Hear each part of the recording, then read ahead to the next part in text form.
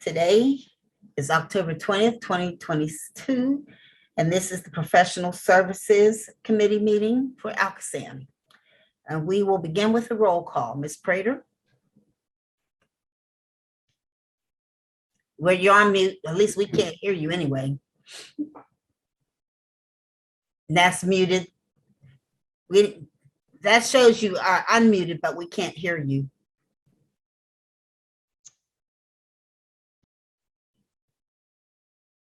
So I'll go ahead and take the roll. Oh, okay. All right. Ms. Wilson, Here. Dr. Gilliam, Present. Representative Kincaid. Thank you. All right. Thank you. Thank you. All right. We are going to move on to the agenda for information items. Our first information item is a request for qualifications for the wet weather pump station. Mr. Jackson, you want to give us an explanation? Sure. Good afternoon. Thank you, Madam Chair.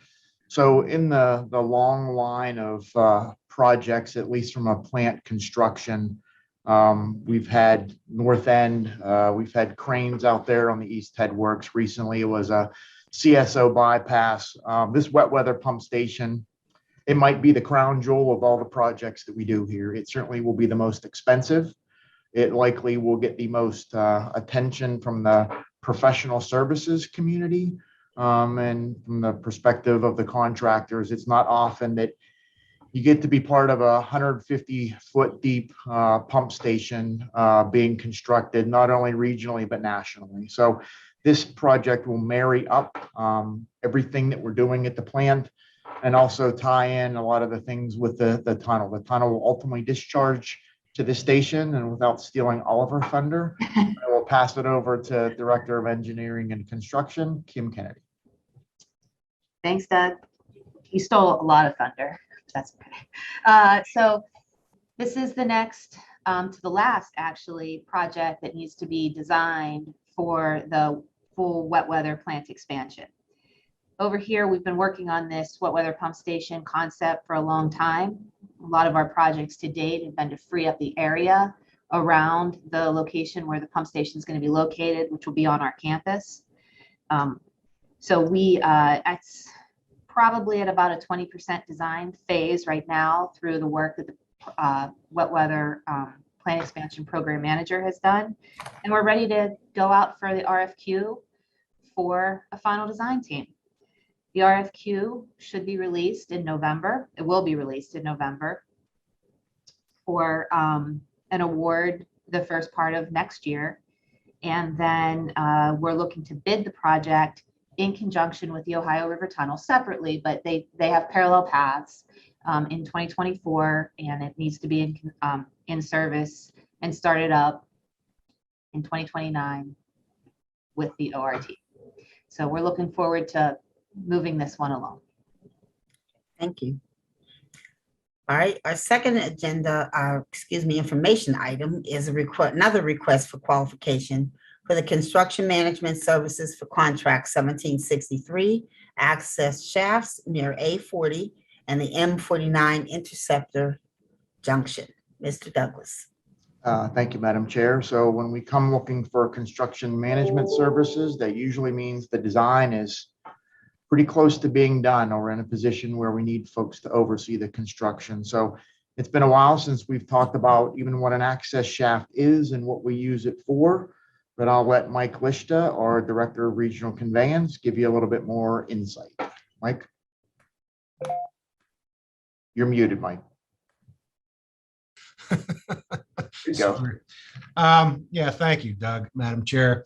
Yeah, just to update the board, this project is for the installation of 2 access shafts, one out near the zoo on the Allegheny and the other one out on Cary Furnace. We conducted sonar inspections back in 2018, 2019, and found debris at these locations in our deep tunnel system. What access shafts are, they can be thought of as very big manholes, okay, 10 feet in diameter, some 70 to 80 feet deep. So these are fairly big structures. These shafts will be used predominantly conduct cleaning and maintenance at these locations, for this project.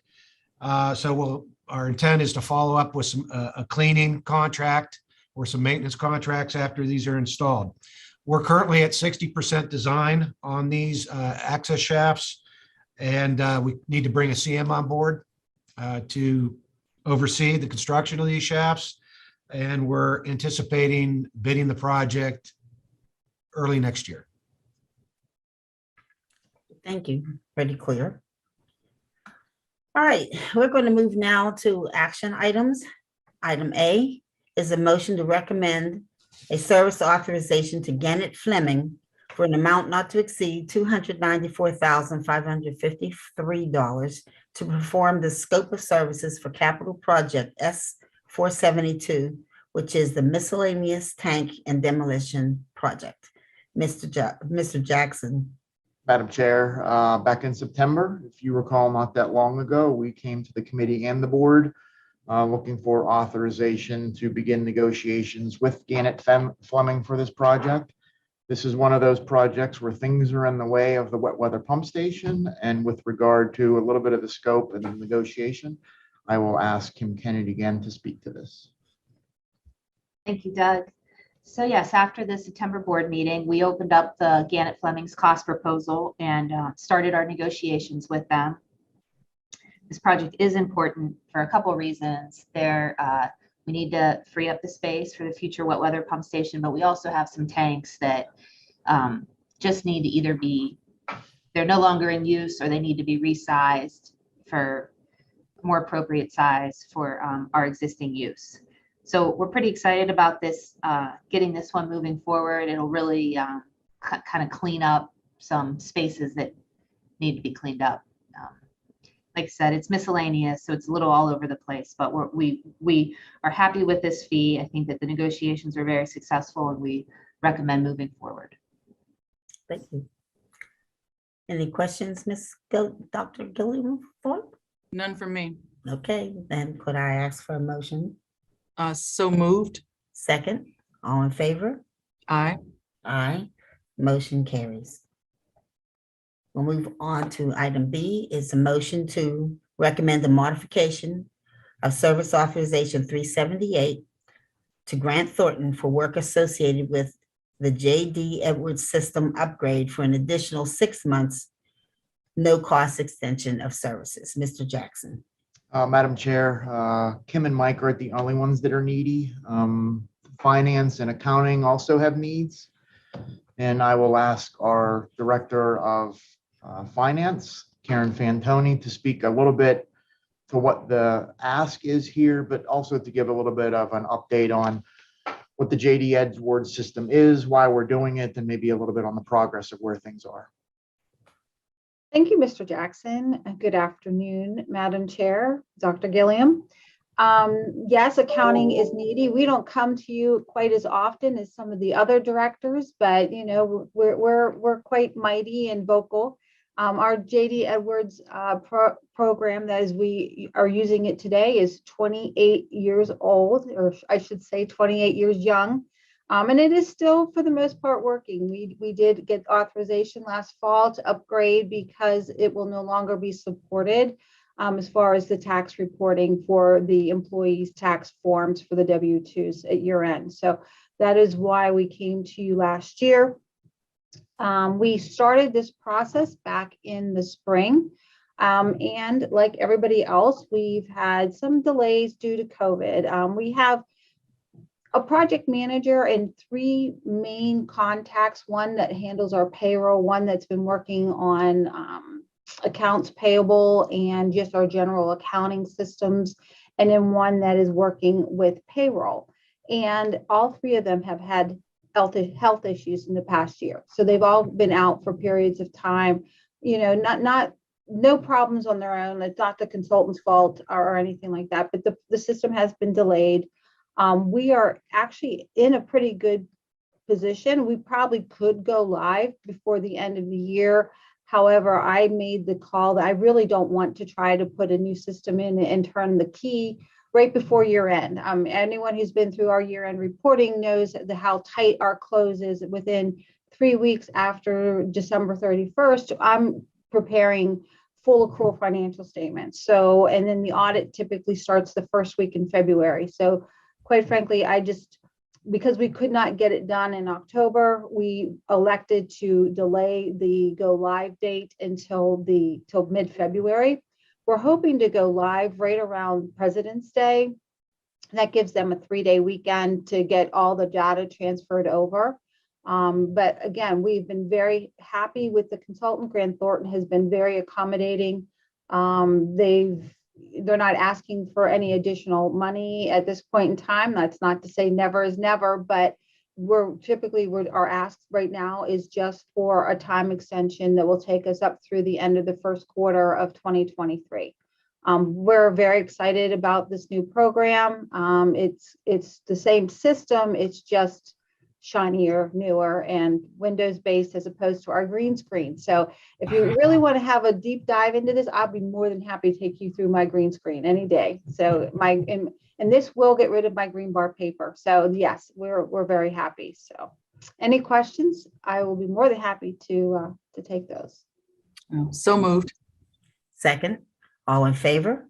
Aye. All right, this passes. Item C, motion to recommend a modification of service authorization 364 to JMT for additional construction management and inspection services associated with repairs to the M42A connector sewer under contract 1726 for an amount not to exceed $171,000 and an additional 12 months, extending the completion date to August 31st, 2023. Mr. Jackson. Madam Chair, we spared you from saying subaqueous, which is what we all know this is. It wouldn't be a month where we haven't had some briefing to the board of line breaks or other issues. This is the Sandcastle project that we're all familiar with. The committee should expect a presentation in the public session coming up next week that will share a little bit more. This is construction management work with the work associated with the activities there. I'd give it to Mike to give a little bit more insight of the need for perhaps a completion schedule on the work associated with this. Mike? Yeah, thanks, Doug. Madam Chair, Dr. Gilliam. As you're aware, we have a fairly extensive emergency repair going on at Sandcastle. This request is for additional time and money for JMT to monitor their work, as well as process RFIs and review change orders. Also, the additional time, 12 months, it will be necessary to conduct project closeout. So even though we're going to probably finish well before that, we need additional time just to make sure the project is closed out properly and we have the proper, insurance and warranties and all that. So the contractor, I'll be updating you at the board meeting this month. He's made a lot of progress in the last 2 weeks. He's put in his footings for the culvert. He's currently putting in a mud mat along the stream bed to secure the new pipe too. So they're making a lot of progress. We've been pleased with the progress that's been made. I just sat in, just before this, I sat in on a session reviewing the arch culvert, which will go on top of the culvert, on top of the footer where we're doing the repair. So he's making a lot of progress, and we're very happy where we're at this point in time. So we recommend this additional extension. Thank you so much. Okay, we don't have any questions, do we? No? I kind of wanted to know about a mud mat. I'm over here Googling that. Well, yeah, mud mat. Sorry, it's sort of a bottom that he's putting along the stream to better to support his pipe underneath. So it's sort of a foundation that is needed out there because the pipe did roll onto itself and collapse, and that was what initiated the problem. in the first place without a proper footing. So it's akin to basically a footing, a spread Yeah, footer. interesting. Thank you. I think that might be my first time saying that in this context of what is it, subaqueous? Subaqueous, yeah. Shoot, look at Now, see, we both said it. chairperson, chairperson in the waiting right there. All right. I'll make sure Mike has a mud mat photo of some sort for the public session next week. Sure. Yeah, I like that. All right. So moved. Second, all in favor? Aye. That's carried. Item D is a motion to recommend the award of the on-call wastewater flow monitoring services under capital project S477 to ADS and to authorize the executive director to negotiate a fee. Mr. Jackson. Madam Chair, we've been flow monitoring for a long time. We will continue to do flow monitoring for a long time. A lot of the basis of our clean water plan is based on getting metering data, defining performance of how projects unravel. We're in the next round of needs for a multi-year agreement, and I'll let Mike Lishta speak to this recommendation. Thank you, Doug. Madam Chair, Dr. Gilliam, Representative Kincaid. As Doug stated, ALCOSAN conducts flow monitoring to support various programs. Flow monitoring was almost entirely used as the basis for developing our clean water plan. It is currently being used pretty extensively to support the Ohio River Tunnel design, as well as the GROW program. Tim uses this flow monitoring quite a bit during GROW. 3 firms submitted proposals. In the end, we felt that ADS Environmental provided the best technicians, best equipment, and best management oversight. ADS Environmental is a national firm. They own and sell their own flow meters. And in the end, the selection committee consisted of Tim Prevost, Joe Fedor, myself. We felt that they are best suited for this award. This procurement is for 3 years. Okay, thank you. Dr. Gilliam? No questions for me on this one. Okay, thank you. So moved. Second, all in favor? Aye. All right, thank you.